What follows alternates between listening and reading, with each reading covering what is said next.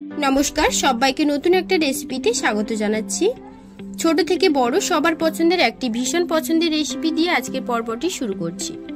আজকের আপনাদের জন্য নিয়ে এসেছি ঘরে তৈরি পারফেক্ট সহজ একটি ভ্যানিলা আইসক্রিমের রেসিপি। অত্যন্ত গরমে তৃপ্তি পেতে বাইরে না গিয়ে ঘরে বানাতে পারবেন এমন একটি রেসিপি আজকের আপনাদের সাথে শেয়ার করব। মাত্র 100 টাকা খরচ করে বাড়ির সবাই মিলে একদম মন ভরে খেতে পারবেন। ভিডিওটা আপনারা প্লিজ শেষ অবধি দেখবেন। আশা করব আজকের পর্বের রেসিপি খুব ভালো লাগবে।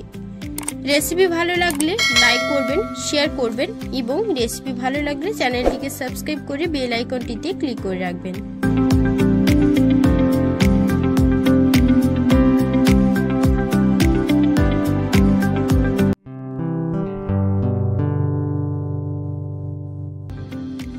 ভ্যানিলা আইসক্রিমের জন্য প্রথমে এখানে আমি 500 গ্রাম দুধ নিয়েছি। দুধটা এখন কড়াইতে দিয়ে দেব।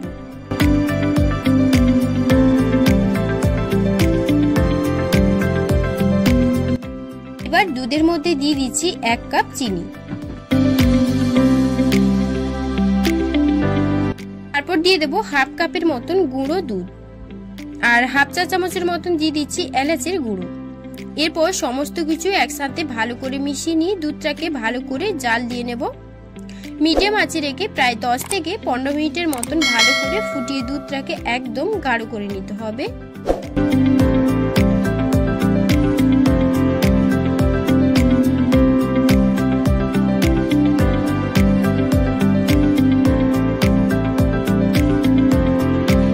পনেরো মিনিট পর দুধটা কতটা গাঢ় হয়েছে আর কতটা কমে এসেছে দেখুন। এখন 3 টেবিল চামচের পরিমাণে দিয়ে দেব কনডেন্স মিল্ক। এরপর ভালো করে আবারও কিছুক্ষণের জন্য মিশিয়ে নিচ্ছি আর দুধটাকে আরো গাঢ় করে নেব। তো দেখুন দুধটাকে এতটা ঠিক এইভাবে গাঢ় করে নিয়েছি। এবার গ্যাস অফ করে নামিয়ে নেব।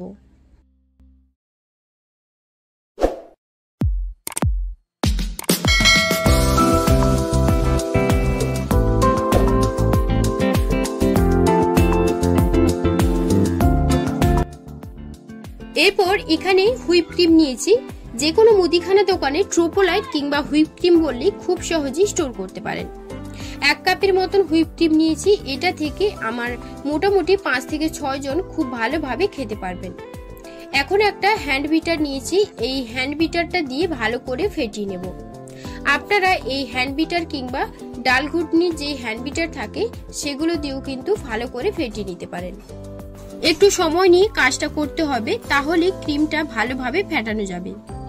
আপনাদের সুবিধার্থের জন্য এই হ্যান্ড বিটারটা দিয়ে আমি দেখালাম, তবে আপনাদের কাছে কোনো হ্যান্ড বিটার থাকলে সেটা দিয়েও কিন্তু করে নিতে পারেন।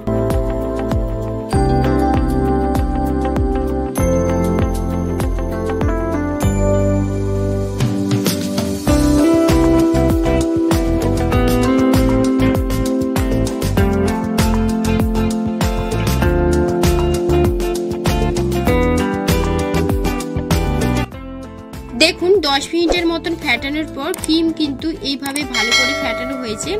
এখন দুধের যে মিশ্রণটা করে রেখেছি ঠান্ডা হলে এর মধ্যে দিয়ে দেব। পুরোটাই একেবারেই দিয়ে দিলাম। এবার একটা স্প্যাচুলারের সাহায্যে মিশিয়ে নিচ্ছি।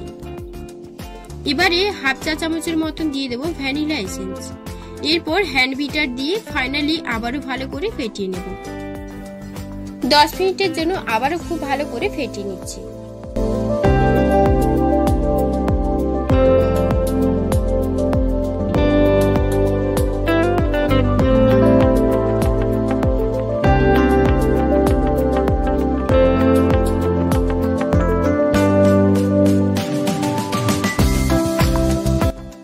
দশ মিনিটের মতন ভালো করে ফেটিয়ে নিয়েছি। এবার একটা বোল নিয়েছি। আপনারা যে কোনো পাত্র নিয়েও কিন্তু করতে পারেন। এরপর যে মিশ্রণটা করে রেখেছি পুরোটা এর মধ্যে ঢেলে দেব।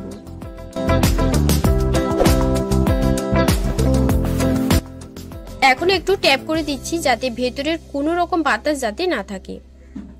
আর এরপর ওপর দিয়ে কিছু আমি ড্রাই ফ্রুটস আর চকোলেট দিয়ে দিচ্ছি। ড্রাই ফ্রুটসের মধ্যে এখানে কাজু, বেরেস্তা, কাঠবাদাম কুচে রেখেছিলাম দিয়ে দেব। আপনারা নিজেদের পছন্দ মতন যে কোনো ড্রাই ফ্রুটস এখানে ব্যবহার করতে পারেন। এরপর একটা ফয়েল পেপার দিয়ে মুড়ে 7 থেকে 8 ঘন্টার জন্য ডিপ ফ্রিজে রেখে দেব।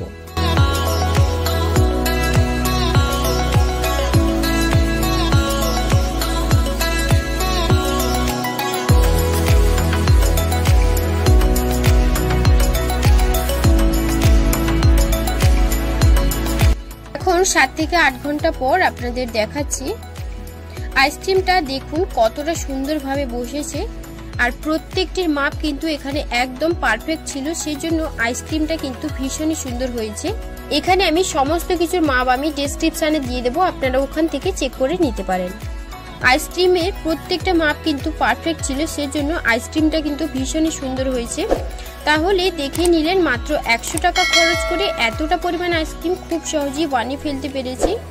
আমার এই রেসিপিটা ফলো করে আপনারা যদি বাড়িতে বানান তাহলে কিন্তু একদম পারফেক্ট আইসক্রিম, ভ্যানিলা আইসক্রিম বানাতে পারবেন। একটা চামচের সাহায্যে অন্য একটি পাত্রে ট্রান্সফার করে আপনাদের দেখাচ্ছি। শুধু দেখতেই নয়, খেতেও কিন্তু ভীষণ সুন্দর হয়েছে। বাড়িতে একবার হলেও এই রেসিপিটা বানিয়ে নেওয়ার জন্য আপনাদের কাছে অনুরোধ রইল।